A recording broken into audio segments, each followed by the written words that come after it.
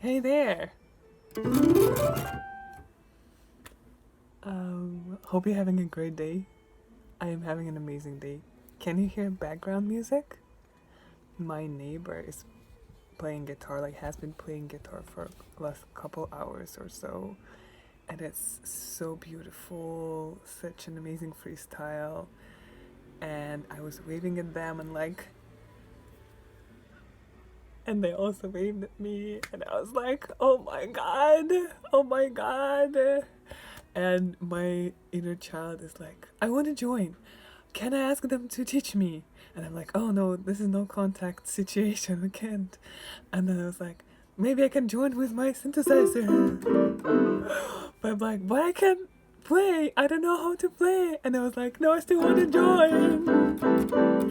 So, well, first I record the video because I wanted to record it in the beginning of the day when I just woke up, but the sun was like too bright. It would have been all like this quality of image, just sun, Jesus, Son of God. So what I was, so I had this dream today. You know how when you have a dream, the most important part of it is the way it makes you feel. So the imagery, of course, symbolism and imagery is like the way your higher self, your subconscious, whatever, everything in the universe communicates with you. But it is so important to feel the feelings or remember the feelings. And usually I would get like a fantastic story or whatever happening, and here and there a little bit of feelings. It can be like a strong feeling, but it can be but it's still like a little bit. And today my dream was all kind of like so full. There was a story, but it was more like this narrative was like, yeah, this happened, that happened, while you felt this. So I felt so much love. I saw my grandma and I was like caring for her, but like not caring, you know, like bringing her things and like doing stuff. Like she was like in full ability and was like just at her work, and I just left her some snacks and I was like, I really want to eat all of them, but I will leave them for her. And then later when I had to leave from the metro, she was like, yeah, have it.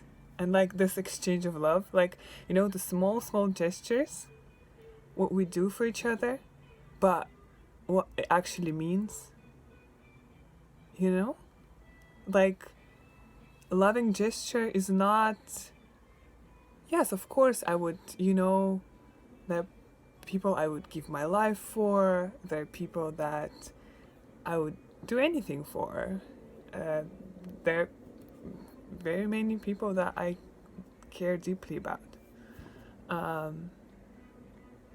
There's probably only one person I would give my life for, but that's another topic. And that I also was thinking about a lot, and I really want to talk about it later. I should remember, I need to take a note, or maybe we watch the video later. But, so it's not about what you do for a person, but the feeling, underlying feeling that you like, not even communicating. It's not like I give you a cookie so you know that I love you, but it's like this internal, oh, I really want this cookie, but I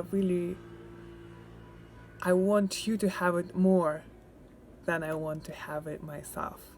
You know? It's like this feeling of abundance and of sharing and oneness. Also, I know if you have a cookie that I still have it because of oneness. It's just like so beautiful. And later in that dream, like there were some, I don't know if they were like robbers or something, but they were like, they looked more like government agents, you know, like KGB or whatever, ninjas.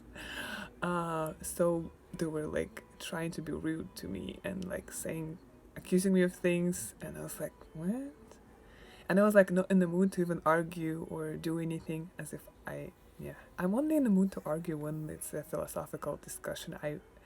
That's mostly the only thing I argue about, you know. But so this person started approaching me.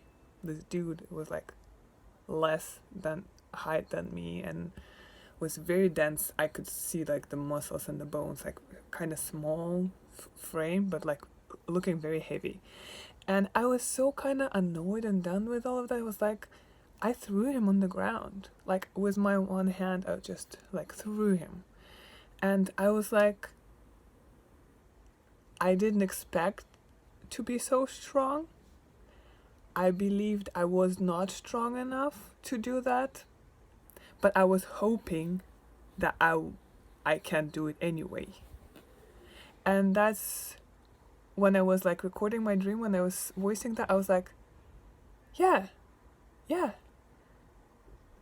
Oren was talking about beliefs yesterday, and it's very, very beautifully corresponds with that. The beliefs, they're not truths, and beliefs are something that is like software that just is installed on top of your machine. Your soul, your 3D body, whatever. So it's like, even having a belief, it's important to have beliefs that are expansive and that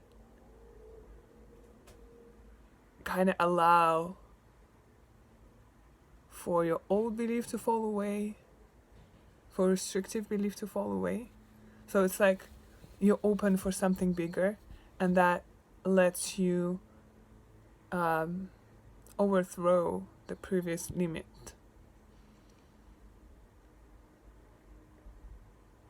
Like the whole sentence was like, I didn't believe I could, but I was hoping I could, so I was able to do that. You see? And it's kind of like what I'm doing right now, because I am working with a lot of limiting beliefs right now, and I'm like working with them, but I guess that's kind of what is showing me the where I am focusing my energy maybe wrong, because I'm working on them and writing about them and being like, oh my god, where did this come from? Maybe here, maybe there. And of course those things help a lot. But what gives you this feeling, because when I woke up, besides the giant, soft and like all-encompassing love, what I felt was this, I can do so much more than I believe I could. I literally easily can do what I'm hoping for. So what I was talking about is like, maybe the other more important part is to just write down the belief, right? See how it corresponds. Usually it comes up if it's a limiting belief when you're trying to do something. So I hope I could have a job one day. I hope I can be an artist one day.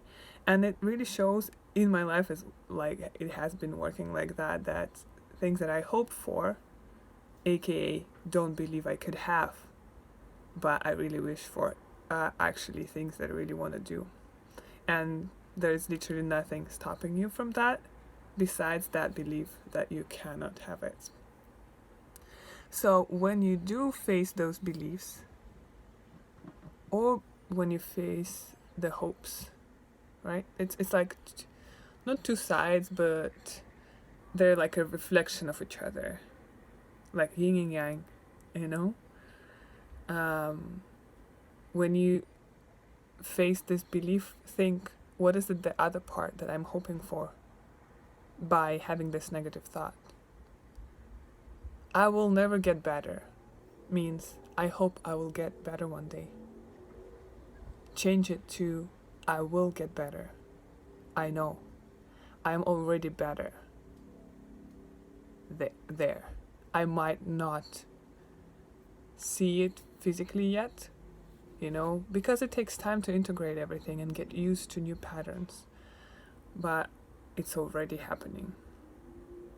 It's happening for me. That's why I have this hope. It's happening for me. That's why my ego is resisting and is bringing up all these old stories. Because ego, I don't want to be negative about the ego. Basically, in a lot of ways, ego is the kind of protective mechanism of your child. It's something that's like, my baby was hurt, I won't let them be hurt anymore. So it's very loving, but it does not hope and it does not trust. And you need to take it, you need to see that love. Because when you resist your ego, first of all, everything you resist persists. But second of all, give me a second, I'll close the window to make sound a bit better.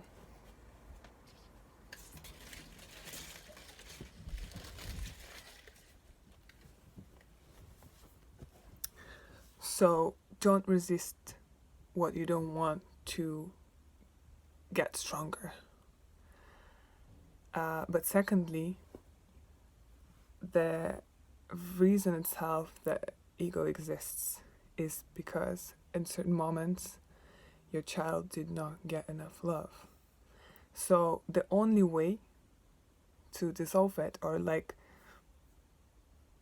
make it unnecessary to continue existing, is by giving it love. So when you feel like, okay, I'm no good, I will never do this, I will never be able to do this, but I hope I would. Adding this perspective on why you're feeling this way, it's like your ego perceives this thing as threatening. If you were in the unsafe connections, if you perceived love or care as unsafe, getting closer to people, your ego will perceive as a threat. If you felt unaccepted for the way you expressed yourself, your personality, then anything that has to do with expression, especially art, voicing your truth, speaking up, anything of that nature is going to feel threatening to your ego. Not because ego is bad, not because this thing is bad, but because a baby that ego is protecting was hurt or perceived being hurt, internalized other people's negative beliefs about this thing being unsafe. So you need to be firm about this, but gentle. I want this, I'm getting this, and you're safe. You're alright. It's gonna be okay. I understand why you're worried, but I'll take care of you. So then it kind of opens up the reality where defense is not needed, because there is nothing to be defensive about. And it opens the ways you weren't even considering before, because you were afraid of getting hurt. So, wrapping up, you are at least as strong as you hope you were. But actually more. You're stronger than you hope you are. So that's a very good thing to know. And video is getting too long. Stay tuned. Let's talk more. Have a great day.